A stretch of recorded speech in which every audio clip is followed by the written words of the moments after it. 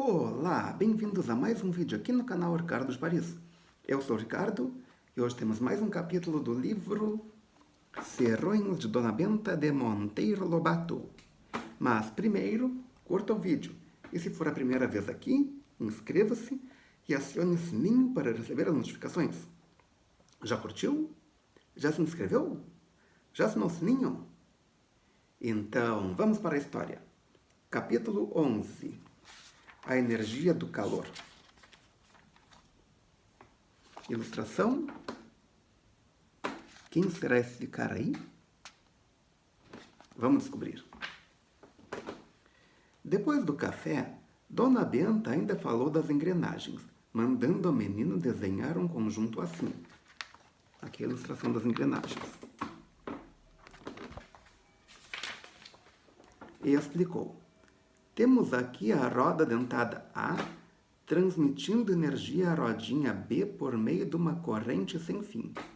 Essa rodinha B, como menor que a roda A, multiplica-lhe o movimento, pois dá várias voltas enquanto a roda A só dá uma. Multiplica esse movimento e o transmite ao eixo. Nesse eixo, vemos o parafuso C, o qual transmite o movimento à roda D, mas em outra direção.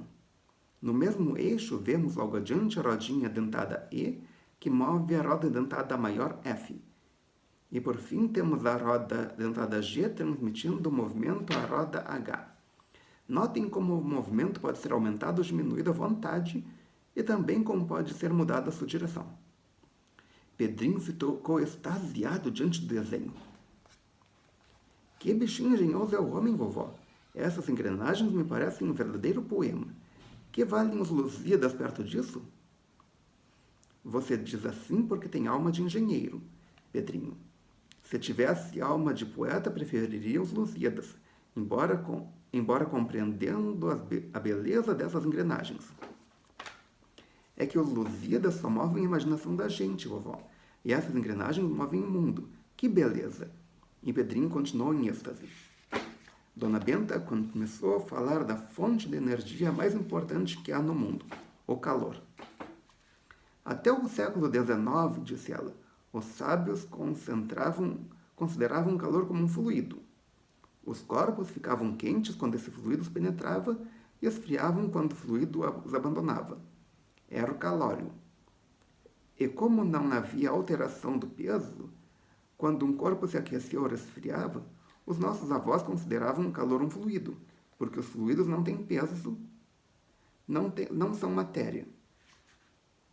Mas em 1799, um sábio inglês de nome David Humphrey notou que 2 pedaços de gelo esfregados entre si produziam calor suficiente para derretê-los, de modo que dessa transformação de energia mecânica, o esfregamento, em calor provava que o calor era apenas uma forma da energia, e não fluido nenhum. E lá se foi para o cemitério tal calório. Ou seja, se esfregando podia produzir calor, então não era uma coisa acrescentada. Era uma energia produzida a partir do produto que não tinha energia, ou seja, a partir da própria matéria. Ou seja, era uma energia que vinha de fora e podia ser produzida, mas não criada. Eu sei de onde vem o calor, vovó, disse Narizinho. Vem do Sol. Exatamente. O Sol é a grande fonte de calor que temos na Terra, mas há outras. Certas combinações químicas também produzem calor. A oxidação, por exemplo. Tudo que se oxida produz calor. Um pau de lenha no fogão queima-se depressa, isto é, oxida-se depressa, e produz um calor intenso. Se esse mesmo pau de lenha for deixado ao ar livre, apodrecerá, isto é, se oxidará lentamente, também produzindo calor. E a quantidade de calor que um pau de lenha produz no fogão é exatamente igual à quantidade de calor que ele produzia se levasse anos a apodrecer. A oxidação, portanto, é o que nos fornece maior quantidade de calor depois do Sol. Essa oxidação se chama também combustão, o ato de uma coisa queimar-se. Quer dizer que a pobre tia Anastácia está sempre provocando oxidação lá na cozinha, sem ter a menor ideia disso, murmurou a menina. Exatamente. Outra fonte de calor temos na fricção. e outra na compressão, e outra na eletricidade. Já notou, Pedrinho, que quando você enche o pneumático da sua bicicleta, a válvula esquenta? É feita a compressão do ar. Você sabe o que é o pneumático da bicicleta? É o pneu. É uma outra forma de chamar pneus. Em Portugal ainda chamam de pneumáticos. Aqui no Brasil reduziu-se para pneu. Ou seja, aqui no Brasil chama-se pneus. Em Portugal, pneumático. Mas antigamente, na época que o livro foi publicado, chamava-se aqui no Brasil pneumáticos. Já notei sim, vovó, mas nunca supus que a causa fosse essa. Pois bem, muitos sábios acham que grande parte do calor que ainda há no centro da Terra vem da tremenda compressão a que esse centro está submetido. E assim como a compressão produz calor, a descompressão produz frio. Já notei isso, vovó, disse Pedrinho. Quando esvazio o pneumático da minha bicicleta, o ar de dentro sai mais fresco que o de fora. É que o ar estava comprimido, e com a abertura da válvula ele começa a descomprimir-se, isto é, a expandir-se. E nessa expansão ele perde calor, tornando-se mais frio. Agora outro ponto. Por que motivo um pano molhado é mais frio que um pano seco? Ninguém soube responder. Também, se você utiliza um desodorante em aerossol, nota que quando você borrifa nas axilas, nota que ele sai geladinho. Por quê? Por causa da descompressão. E por que motivo um pano molhado é mais frio que um pano seco? Ninguém soube responder. Você sabe?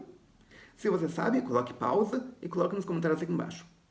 Depois continue vendo o vídeo para ver se você acertou. Você já respondeu? Agora vou dar a resposta para ver se acertou. É porque no pano molhado a água está em evaporação. E a evaporação também produz frio. E por que a evaporação produz frio? Ninguém respondeu. Quer tentar? Bota pausa e responde. Já respondeu? Vamos continuar. Porque a evaporação, bem como a compressão, tem a propriedade de consumir o calor das proximidades. A energia do calor se transforma, assim, em outra forma de energia. Uma coisa eu sei do calor, vovó, disse a menina, é que ele muda a forma dos corpos. A minha boneca de cara de cera ficou uma passa escorrida quando esqueceu o sol. Isso já vimos, disse Dona Benta. O calor é que determina o estado dos corpos, sólido, líquido ou gasoso. Agora temos de notar que cada corpo possui seu ponto fixo de mudar de estado. A água fica sólida na temperatura de 0 e ferve na temperatura de 100 graus. Ferve e vira vapor, torna-se gasosa. O chumbo fica líquido na temperatura de 380 graus e vira vapor na temperatura de 1800 graus. Todos os corpos têm o seu ponto fixo de mudar de estado, como já expliquei. E que é a temperatura, vovó? Temperatura é a medida do calor de um corpo. Quer dizer, como já vi, a temperatura hoje está muito quente. É asneira. Pode dizer que a temperatura está agradável ou desagradável, mas dizer que está frio ou quente é asneira. E para medir a temperatura, há os termômetros. Eu sei o que é, gritou Emília. Um vidrinho com uma listinha parateada dentro. Atualmente não existem mais termômetros nessa listinha prateada. Essa listinha prateada que os termômetros antigos tinham mercúrio. Atualmente não são mais fabricados com mercúrio, então você não vai encontrar uma listinha prateada dentro. Provavelmente vai encontrar de outra cor, provavelmente vermelho. Ou os termômetros digitais, que não tem a listrinha, só tem um pequeno painel digital onde diz a temperatura. Maior ou menor conforme o termômetro, naturalmente. Nada disso.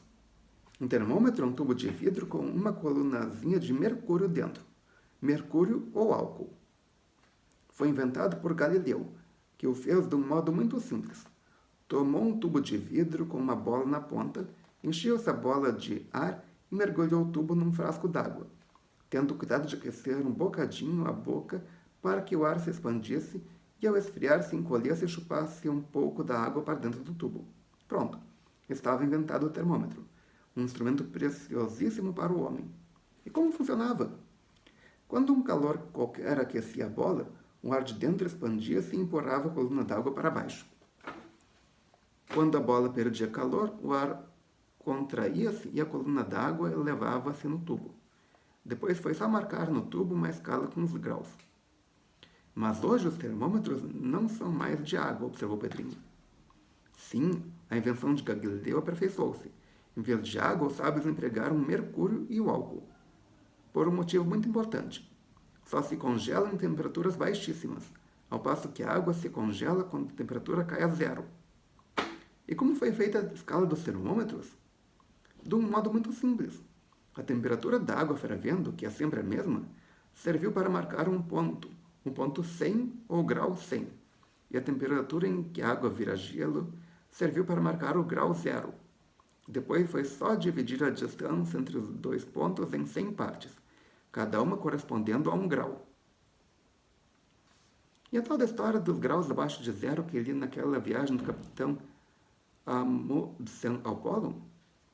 A marcação da escala continua abaixo de zero, mas seguida do sinal menos, que é o sinal negativo.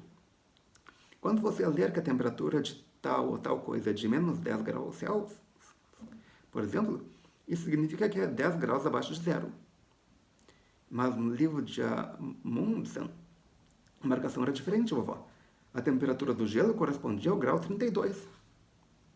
Sim, há dois tipos de termômetro muito vulgarizados. Um termômetro centígrado, em que o ponto do gelo é zero, e o termômetro da fervura é 100 graus. E o termômetro Fahrenheit, em que o ponto de gelo é 32 graus e o ponto da fervura é 212 graus. E como a gente faz a conversão de um termômetro para outro? Há um cálculo para isso.